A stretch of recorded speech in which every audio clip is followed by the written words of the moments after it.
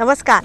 जनता दरबारामध्ये आपणा सगळ्यांचं हार्दिक स्वागत. निरनिराळ्या सकारात्मक प्रयत्नांची माहिती आपण आपल्या जनता दरबारमधून करून घेतो, ज्याचा सगळ्यांना फायदा होतोय किंवा लाभ होतो आहे आणि तुमचाही आम्हाला खूप चांगला प्रतिसाद मिळत आहे, त्याबद्दल अनेक अनेक धन्यवाद. मंडळी, तुर्तास आपण जनता दरबार थोडासा बाजूला ठेवूया आणि आपण पावसाकडे वळूया, कारण बऱ्याच ठिकाणी पाऊस झाल्याचं वृत्त आहे. तेव्हा मंडळी, या झालेल्या पावसामध्ये तुम्ही सगळेजण भिजलात का? पाऊस पाऊस सरसर पाऊस सरसर पाऊस भिजल्या गात्रातून झरझर पाऊस झरझर पाऊस पाऊस पाऊस सरसर पाऊस. तर मंडळी, आता पावसाकडून पुन्हा जनता दरबारकडे वळूया. तर मागच्या भागामध्ये आपण PMRDA म्हणजेच पुणे प्रादेशिक क्षेत्र विकास प्राधिकरणाविषयी जाणून घेतलं होतं. त्याची व्याप्ती, योजना, क्रियाप्रक्रिया, उपक्रमही बघितले होते. PMRDAचा ॲप डाउनलोड केलं का? त्याद्वारे अनधिकृत बांधकामांची माहिती आपण एका फोटोद्वारे देऊ शकतो. त्यातून आपलं नाव, ठिकाण, मोबाईल नंबर इत्यादीची माहिती गुप्त राहते. आपल्या पुण्याची वाढ प्रचंड वेगाने होती, जी अनियंत्रित आहे. त्यासाठीच PMRDAची स्थापना करण्यात आली आहे. कुठल्याही शहराचा विस्तार होण्यापूर्वी तिथे पायाभूत सोयीसुविधांचा विकास करायचा, हे PMRDAचं उद्दिष्ट आहे. याविषयी आपण या पुढच्या भागांमध्ये अधिक माहिती जाणून घेणारच आहोत. जनता दरबारमधली ही जी माहिती आहे ना, ही जास्तीत जास्त लोकांपर्यंत आपण पोचवायला पाहिजे आणि त्यासाठी जास्तीत जास्त संख्येने आपण जनता दरबारमध्ये सामील व्हायला पाहिजे. त्यासाठीच तुमचा, आमचा, सर्वांचा जनता दरबार.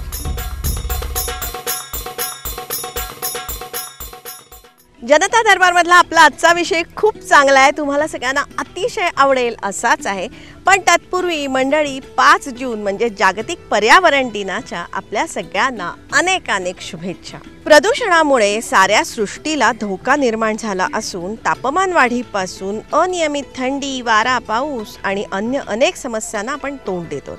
ही पृथ्वी वाचवायला हवी आणि त्यासाठीच हा दिवस 5 जून 1973 या दिवशी प्रथम हा दिवस साजरा झाला. आता 5 तारखेला आपण जागतिक पर्यावरण दिवस साजरा करतोय. हा दिवस साजरा करणे म्हणजे एक कार्यक्रम घेणे, भाषण ठोकणे असं नसून, या पर्यावरण दिनाच्या निमित्ताने प्रत्येक व्यक्तीच्या हृदयामध्ये वृक्ष लावण्याच्या इच्छेचं बीजारोपण करणं, पर्यावरण टिकवण्याची इच्छा हे अजून तीव्र करणं, ही या मागची भावना आहे. महाराष्ट्राने या मिशनला सुरुवात केली आहे. लोकसहभागातून हे मिशन पूर्ण होईल हा मला विश्वास आहे. पर्यावरणाचं रक्षण करणं ही आता टॉप प्रायोरिटी असली पाहिजे. इव्हन शासनाच्या वतीनं सुद्धा जे अनेक प्रकल्प राबवले जातात, अनेक कंडिशन अशा पर्यावरणासाठी रक्षण करण्यासाठी तुम्ही काय करत आहात, ही शासनातर्फे आता हल्ली टाकण्यात येत असते.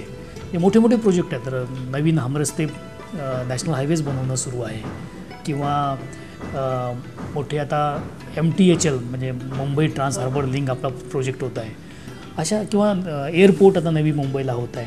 या सगळ्या प्रोजेक्टमध्ये एकीकडे विकास साधत असताना आपल्याला पर्यावरणाचं रक्षण देखील करणं गरजेचं आहे. म्हणून ज्याला मिटिगेशन मेजर म्हणतात, हे देखील सायमल्टेनियसली घेण्यात येत आहेत. मंडळी, या वर्षीचा पर्यावरण दिवस आपण सगळेजण वृक्ष लागवड करून साजरा करूया.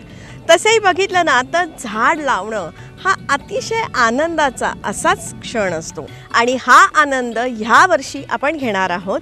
1 जुलै ते 7 जुलै या दरम्यान आपल्या राज्यामध्ये 4 कोटी वृक्ष लागवड करू. नाही, खरं तर वृक्ष लागवड आणि संगोपन त्याला मिशन मोडमध्ये सर्वांनी एकत्र येऊन करावं. आपण 33% वन असावं, वृक्षाचं आच्छादन असावं, हे शिक्षकांनी आपल्याला शिकवलं. आज ग्लोबल वॉर्मिंग सारखे शब्द डिक्शनरीच्या बाहेर आले, क्लायमेट चेंज सारखे शब्द आले, आणि जी वसुंधरा, ज्या वसुंधरेने आपलं पोषण केलं, त्या वसुंधरेचं शोषण करण्याचं काम आपण प्रामुख्याने करतो आहे. आपल्या धर्मामध्ये 84 लक्ष योनी मानले आहेत. 84 लक्ष योनीपैकी 83 लक्ष योनी 99,999 योनी या निसर्गचक्रानुसार चालतात. त्यांचं सारं काम निसर्गचक्रानुसार असतं. आपणच आहोत की ज्यांचं काम निसर्गचक्राच्या बाहेर आहे, आणि आज आपणच स्वतःचे सर्वात मोठे शत्रू झाले आहेत. प्राणवायू देणारा वृक्ष. तर यावर्षी 2017मध्ये हे 4 कोटी वृक्ष जे लावायचे ते 1 जुलै ते 7 जुलै हा वृक्ष सप्ताह आमचा असतो. तर या सप्ताहामध्ये आपण हे 4 कोटी वृक्ष लागवड आपण लावायचं ठरवलेलं आहे आणि त्याची आमची तयारी सुरू आहे. या 4 कोटी वृक्ष लागवडीसाठी सरकारी पातळीवरून फार मोठ्या प्रमाणावरती नियोजन करण्यात येत आहे. त्यातही ही शासनाची योजना किंवा चळवळ न राहता लोक चळवळ बनावी अशीच शासनाची इच्छा आहे. जोपर्यंत वनसृष्टी आहे तोपर्यंत जीवसृष्टी आहे. ज्या क्षणी वनसृष्टी संपेल त्या दिवशी मनुष्य कितीही विद्वान असला, कितीही तंत्रज्ञानी असला तरी तो जगू शकणार नाही. आणि यासाठी पृथ्वी जे प्लॅनेट आपल्याला ईश्वरांनी दिलं आहे ब्रह्मांडामधलं, हे टिकवायचं असेल तर आता जगभर याची चिंता होत आहे की आपण वृक्ष लावावी. आता हे वृक्ष लावण्याचं काम फक्त वन विभागाचं आहे हा एक समज जो आहे तो दूर करण्याची आवश्यकता आहे. वन विभाग वनाच्या जागेवर वृक्ष लावेल, पण त्याशिवाय हे सर्वांचं काम आहे. पर्यावरणाच्या संतुलनासाठी 33% वृक्ष आच्छादन हवं असं शास्त्रीय निकष आहे. आणि त्या अनुषंगाने सध्या आपल्या राज्यासाठी 400 कोटी वृक्ष लागवड करण्याची आवश्यकता आहे. नेमकं कसं तेही ऐका. म्हणजे आपल्या राज्याचं क्षेत्रफळ हे 300 लाख हेक्टर आहे. 300 लाख हेक्टरच्या 1/3 म्हणजे आपल्याला 100 लाख हेक्टर एवढं आपल्याला झाडं लावायची आहेत. तर 100 लाख हेक्टरपैकी आता 60 लाख हेक्टर एवढ्या जमिनीवर झाडं आहेत. हे 40 लाख हेक्टर आपल्याला आणखी लावायचे आहेत. आता या 40 लाख हेक्टरवर किती झाडं लावली की 33% होईल, तर याचं आम्ही गणित केलं तर 400 कोटी वृक्ष लावून जर जिवंत राहिले तर ते 33% होईल. एवढं मोठं काम करायचं आहे. आणि हे काम एका वर्षामध्ये 2 वर्षामध्ये होण्यासारखं नाही आहे. अव्याहतपणे हे सगळ्यांनी सुरू करावं लागेल.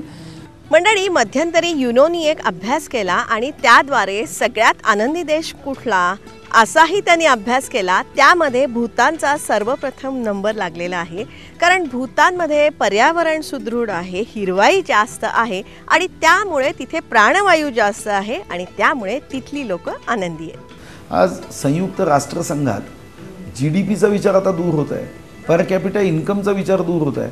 आता पर कॅपिटा सॅटिस्फॅक्शनचा विचार होत आहे. आनंदी देश कोणता, तर यावेळी संयुक्त राष्ट्रसंघाने सांगितलं की जगातल्या 195 देशापैकी सर्वात आनंदी देश भूतान आहे. कारण भूतान का आनंदी आहे, तर भूतानमध्ये राणीचा जन्मदिवस असेल तर वृक्ष लावला जातो, राजकुमाराचा जन्म झाला तरी वृक्ष लावला जातो. भूतानमध्ये कोणतीही घटना असेल, ती आनंदाची असेल ती दुःखाची असेल, ती वृक्ष लावूनच साजरी केली जाते. आणि म्हणून तिथं आपल्याला तो आनंदी देश आहे हे संयुक्त राष्ट्रसंघाने सांगितलं. आणि म्हणूनच ह्या पुढच्या कालखंडामध्ये किंवा पुढच्या 3 वर्षांमध्ये 50 कोटी वृक्ष लागवड करण्याचं उद्दिष्ट आहे. तर शासनानं असं ठरवलं की येत्या 3 वर्षामध्ये आपण 50 कोटी वृक्ष लावायचे आणि याच्यामध्ये अनेक पुन्हा सर्वांचा सहभाग घेऊनच करायचा. आणि या 50 कोटीचं आम्ही मग 3 वर्षामध्ये त्याचं उद्दिष्ट जे आहे ते विभागलेलं आहे. 2017च्या पावसाळ्यामध्ये आम्ही 4 कोटी लावणार आहोत, 18च्या याच्यामध्ये 13 कोटी लावणार आहोत आणि उरलेले 33 कोटी 2019च्या पावसाळ्यामध्ये आम्ही लावणार आहोत. आपल्या राज्यामध्ये हे जे 4 कोटी वृक्ष लागवड करायची आहे ना, त्यासाठी वन विभागाची जय्यत तयारी आहे. हा तयारी तर मागच्या 2 जुलैपासून चालू आहे. आणि आजच्या दिवशी जर आम्हाला 2017मध्ये 4 कोटी लावायचे आहे तर त्याच्यासोबत आम्हाला 16मध्ये जे कॅज्युअलिटी झालं असेल, मरळी झालं असेल ते सुद्धा लावायला लागेल. आणि 2017मध्ये सुद्धा काही कॅज्युअलिटी होतील किंवा मरळी होतील तिथे सुद्धा लावायचे आहे. तर हे दोन्ही विचार करून एकूण राज्यामध्ये एकूण आम्हाला 11 कोटीचे जवळपास रोपं तयार आहे. आणि याच्यापैकी म्हणजे की आम्ही वन विभागाचे सगळे रोपं लावणार आहोत, ग्रामपंचायतीचे 1 कोटी रोपांचा त्यांच्या ठिकाणी पुरवठा करणार आहात. आणि जर इतर विभागाला काही कारणामुळे कमी पडले रोपं तर त्यांना सुद्धा पुरवठा करण्याची आमची तयारी आहे. मंडळी, फक्त वृक्ष लागवड हे उद्दिष्ट नसून ती झाडं जगवायची सुद्धा आहेत, जोपासायची आहेत. आणि त्यासाठी सूक्ष्म नियोजन सुरू आहे. राज्यभरामध्ये आढावाही घेण्यात येतो आहे. नुकताच पुणे विभागाचा आढावा माननीय मंत्री महोदयांनी घेतला, ज्यामध्ये खूप चांगली चर्चा झाली, खूप चांगल्या सूचनाही करण्यात आल्या. शहर सुंदर करण्याचा प्रयत्न पूर्ण शक्तीने कराल याबद्दल माझ्या मनात शंका आहे. आपल्याला राज्यस्तरीय काही सूचना करायच्या असेल किंवा आपण एखादी कल्पकतेने आपल्या भागामध्ये एखादी गोष्ट करत असाल तर विचाराचं आदान प्रदान व्हावं म्हणून आपल्याला आपल्या क्षेत्रामध्ये एखादी अशी गोष्ट की जी राज्यभर व्हावी असं वाटतं त्याच्यावर आपल्याला बोलता येईल. मला वाटतं की निलमने आपल्यापासून सुरुवात करावी, आपल्याला काही सांगायचं आहे आणि मग यातून आपल्याला जनरल प्रेझेंटेशन करतील.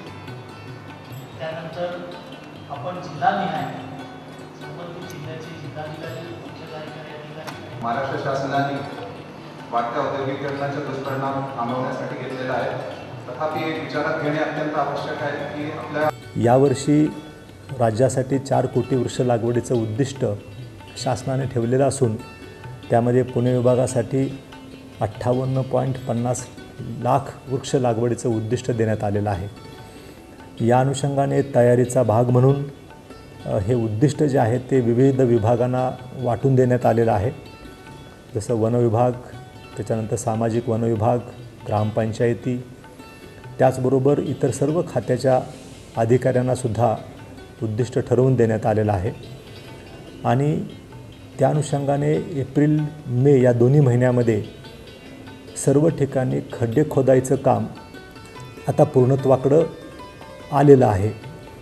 31 मेपर्यंत 51 लाख खड्डे खोदून होतील अशा प्रकारचं कामकाज सर्व विभागामध्ये सुरू आहे. झाडं लावायची म्हणल्यानंतर नेमकी कुठली झाडं लावायची, रोपं कुठे मिळतील, त्याला पाणी किती घालायचं, खड्डे कसे करायचे किंवा रोपं कुठे मिळतील, विविध प्रश्न मनात आले ना. याच्यामध्ये मोठ्या प्रमाणामध्ये खाजगी वृक्ष लागवडी अंतर्गत जे पडीक जमीन आहेत तसेच जे आपले खाजगी ज्या कृषी क्षेत्र आहेत त्याचे बांधावर लागवड ज्याच्यामधून त्यांना काही उत्पन्नही मिळू शकतं ते देखील हाती घेतलं जाऊ शकतं. याकरिता त्या वृक्षाला फारशी काही अशी विशेष गरज नाही. तथापि जर बघितलं तर आपण आत्तापासूनच त्याच्यासाठी खड्डे करण्याचा जर प्रयत्न केला तर पुढे जाऊन त्याला संक्रमण इत्यादीची जी एक भीती असते ती टाळता येते. कारण त्याची वेदरिंग चांगली होते. 1-1.5 महिना चांगली वेदरिंग झाल्यानंतर मग त्याची लागवड आपण केल्यावर तर त्याचे निश्चितच चांगले रिझल्ट मिळतील. आता ही वृक्ष लागवड नेमकी कुठे करावी. आपल्याला वृक्ष जे लावायचे आहेत त्याच्यामध्ये अनेक प्रजाती याच्यामध्ये आपल्याकडे उपलब्ध असतात. याच्यामध्ये आम्ही वन विभागाद्वारे एक पुस्तिका पण तयार केलेली आहे आणि याच्यामध्ये कोणती झाडं ही कुठं लावावीत यासंबंधी पुस्तिका आपण प्रत्येक जिल्ह्याच्या तालुक्याच्या कार्यालयामध्ये उपलब्ध आहे. याच्यामध्ये एक थंब रूल असा आहे की झाड कोणतं लावावं. तर याच्यामध्ये झाड शक्यतो स्थानिक प्रजातीचं लावावं. लोकल स्पेसीज जी आहे, फॉरेनची कुठली स्पेसीज आणून या ठिकाणी लावण्याचा प्रयत्न करू नये. स्थानिक देशी प्रजाती ज्या आहेत त्या आपण लावाव्यात. हे थंब रूल याच्यामध्ये आहे. हे एवढ्या मोठ्या प्रमाणावरती झाडं लावण्यासाठी विशिष्ट आकाराचे खड्डे घ्यायला लागतात आणि त्या बाबतीतही आपल्या शासनाची पूर्ण तयारी झालेली आहे. साधारणपणे 1.5 बाय 1.5 बाय 1.5 फूट अशा प्रकारचे खड्डे घेतले जातात किंवा त्याहीपेक्षा वेगळ्या आकाराचेही खड्डे घेतले जातात. ही जी वृक्ष लागवड आहे ना ही पावसाळ्याच्या सुरुवातीला करायची आहे. आता घराच्या परिसरात कुठले वृक्ष लावावेत किंवा मोठे वृक्ष, उदाहरणार्थ वड, पिंपळ, आंबा, चिंच इत्यादी मोठे वृक्ष घरापासून 10 मीटर अंतरावरती लावावेत. तुम्हाला दाट सावली हवी असेल तर कडुनिंब, वड, पिंपळ, आंबा, चिंच, बकुळ, जांभूळ, करंज इत्यादी वृक्ष लावा. शेताच्या बांधावर जमिनीनुसार वृक्ष लावा. म्हणजे पाण्याचा निचरा होणारी मुरमाड जमीन असेल तर त्याच्यावर सागवान, तिवस, बांबू लावा. उत्तम पाण्याचा निचरा नसणाऱ्या जमिनीमध्ये अर्जुन, बाभूळ, निलगिरी, करंज इत्यादी लावा. शेतीच्या कुंपणावरती बांबू, सीताफळ, सागरगोटा, करवंद, चिलाटी अशा प्रजाती निवडा.